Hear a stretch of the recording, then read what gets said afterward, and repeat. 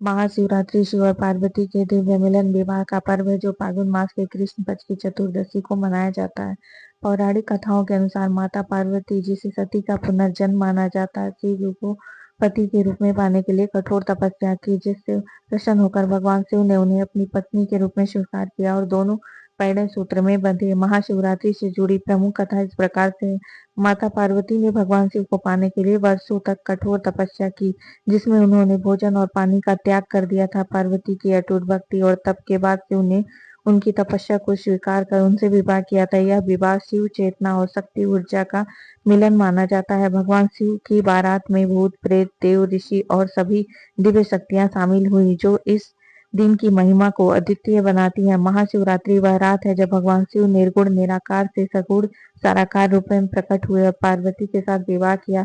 एक कथा के अनुसार भगवान विष्णु और ब्रह्मा के बीच श्रेष्ठता को लेकर हुए विवाद के बाद शिव स्तंभ लिंग के रूप में प्रकट हुए थे। कहा जाता है कि शिव ने पार्वती को अमरनाथ की गुफा में अमर होने की कथा सुनाई, जिसे गुफा में कबूतर के जोड़े ने सुन लिया था। महाशिवरात्रि का दिन शिव पार्वती की पूजा, व्रत और रात भर जागरण की आराधना के लिए अत्यंत फलदायी माना जाता है। शिव और पार्वती की असली कहानी प्रेम, तपस्या और पुनर्जन्म की है, जहाँ देवी सती के रूप में अपने पहले जीवन के बाद उन्होंने पार्वती के रूप में पुनर्जन्म लिया और कठोर तपस्या से भगवान शिव को पाया, जो शिव चेतना और शक्ति ऊर्जा के मिलन का प्रतीक बना। अंततः कामदेव को भस्म करने और शिव को पार्वती को स्वीकार करने के साथ संपन्न हुआ।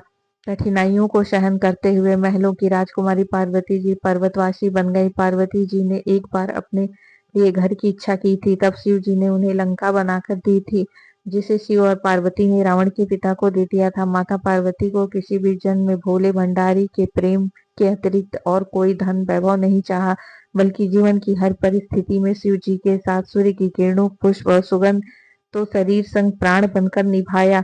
वहीं शिव जी ने भी तो हर जन्म के लिए पार्वती जी की प्रतीक्षा की। शिव जी जो गले में मुंड माला पहनते हैं, वो पर्वत के हर एक जन्म का ही तो प्रतीक बना, जिसे वे हृदय से लगाए रखते हैं। वास्तव में पार्वती जी अनेकों कठिनाइयां सही, तो शिव जी ने भी अथाह वियोग सहन किया।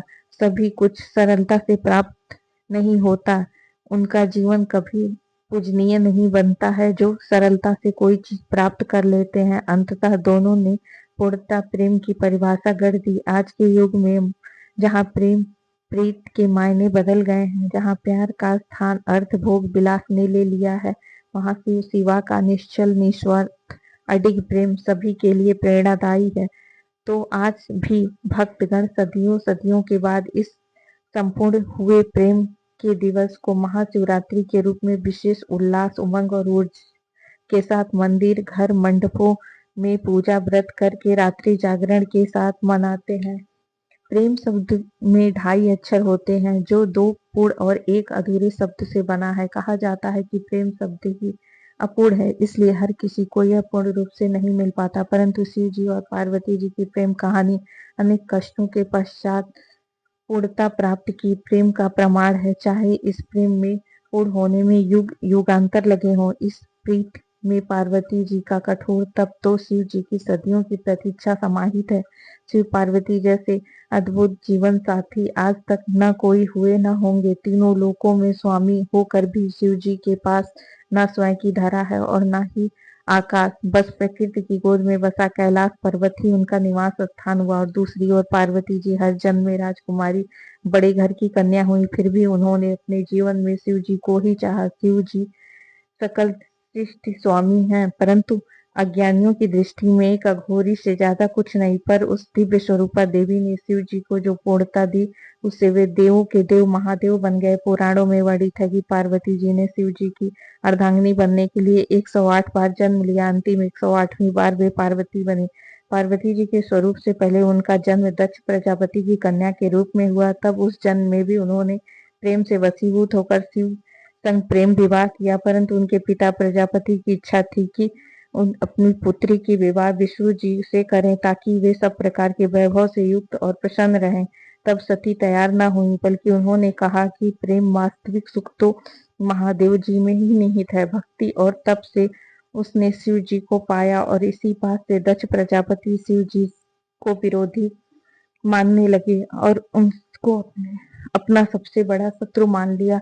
शिव जी को तुच्छ दर्शाने के लिए दक्ष ने महायज्ञ का आयोजन किया, जिसमें सभी देवता, यक्ष, किन्नर, साधु, संत, ऋषि, मुनियों को बुलाया, पर स्वयं के पुत्री और दामाद को छोड़कर। इस यज्ञ जाने के लिए पार्वती जी ने शिव जी को समझाया कि आमंत्रित तो परायों को किया जाता, अपनों को नहीं, और वे वहां बिन बुलाए पहुंची तो उन्हें बहुत अपमानित होना पड़ा, और उन्होंने शिव जी की बात न मानकर गलती हो जाने का आभास हुआ, और जब उन्होंने शिव जी के प्रति अपमानजनक शब्द सुने तो वह यज्ञ के अग्निकुंड में कूद गईं।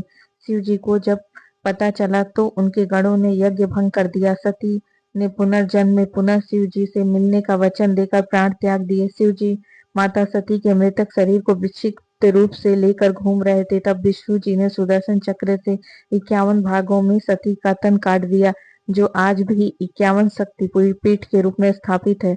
वर्षों तक शिव जी का वियोग कम नहीं हुआ, बल्कि बढ़ता ही गया। वे संसार से विरक्त हो गए थे। इधर सती ने अपना वचन निभाते हुए पर्वतराज हिमवान और रानी मैना के घर पुत्री के रूप में पुनर्जन्म लिया, और पर्वतराज की पुत्री होने के कारण उन्हें पार्वती नाम मिला। नारद जी ने किशोरी पार्वती को शिव को पाने के लिए तपस्या का मार्ग बता दिया। तब पार्वती जी ने अपनी सखियों को हृदय की बात बताई तो उनकी सखियों ने घोर वीरान जंगल में लेकर गई, जहाँ पार्वती जी ने कठिन तपस्या की।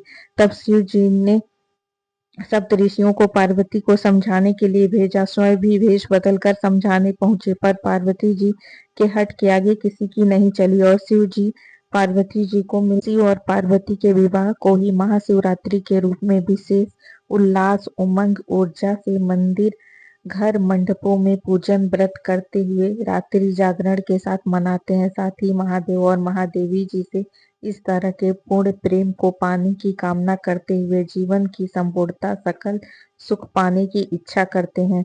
इस संपूर्ण युगल जगत में माता पिता का आशीर्वाद सभी के जीवन पर सदा बना रहे। सभी को महाशिवरात्रि पर्व की अनंत शुभकामनाएं। जय जय पार्वती पति, हर हर महादेव।